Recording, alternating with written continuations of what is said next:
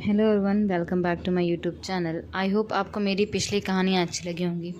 उसी तरह एक कहानी आज मैं फिर लेकर आई हूँ। मेरी कहानी का शीर्षक है नानी। तारा दिल्ली में काम करती थी। एक रात उसे अपनी नानी की बहुत याद आई। उसकी नानी एक छोटे से गांव पाला में रहती थी। उसने तुरंत बैग पैक किया और अपनी नानी से मिलने के लिए निकल ली।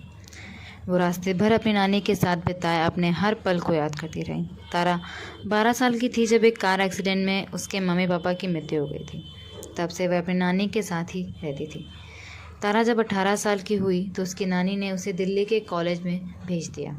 उसका फर्स्ट ईयर पूरा होते ही उसने नानी से कहा कि वो गांव वापस आना चाहती है, पर ना जाने क्यों उसकी नानी ने मना कर दिया। उसके बाद से जब भी तारा वापस आने की बात करती तो नानी उसे मना कर देती। इसलिए इस बार तारा ने अपनी नानी को बिना बताए आने का प्लान बनाया। सोचते सोचते तारा कब घर पहुंच गई उसे पता ही नहीं चला। तारा ने एक मुस्कान के साथ नानी को आवाज़ दी और घर के अंदर आ गई। नानी उसे देखकर खुश हो गई। तारा दौड़ते हुए अपनी नानी से जाकर लिपट गई। उसकी नानी उसे एकटक देखती रही। बहुत देर तक दोनों आंगन में बैठकर बातें करते रहे। कुछ देर के बाद तारा ने अपने पेट की तरफ इशारा करते हुए कहा, नानी बहुत भूख लगी है। नानी ने मुस्कुराते हुए बोला, तू हाथ मुंह धो ले, मैं खाना लगाती हूँ। कुछ देर के बाद दोनों खाने की टेबल पर बैठ गए और बातें करते हुए खाना खाया। खाना खाते ही तारा अपने कमरे में चली गई। वो बिस्तर पर जैसे ही लेटी, दिन भर की थकान की वजह से उसकी आँख कब लग गई उसे पता ही नहीं चला।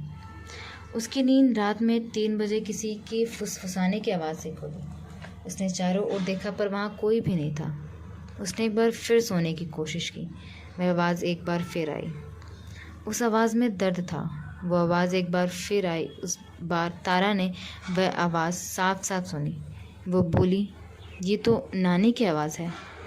वो आवाज़ कह रही थी, अब तुझे देख लिया, अब मैं आराम से जा सकती हूँ। इतना सुनते ही तारा की आंखों में आंसू आ गए। वो देखने के लिए पलटी कि खिड़की से आती हुई चांद की रोशनी में कोई खड़ा था। तारा ने रोंदी आवाज़ में बोला, नानी। तब उसे याद आया कि जब वह कॉलेज के फाइनल पेपर दे रही थी तो उसे पता चला था कि उसकी नानी का निधन हो गया था। पेपर की वजह से वह जा नहीं पाई थी।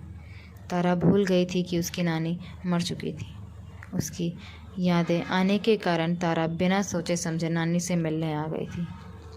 उस साय की फुसफुसाती आवाज़ एक बार फिर आई, मेरे जाने के बाद रोना मत। इतना कहते ही वो साया हवा में मिल गया। उस रात तारा अपनी नानी को याद करके खूब रोई। बस इतनी सी थी मेरी कहानी।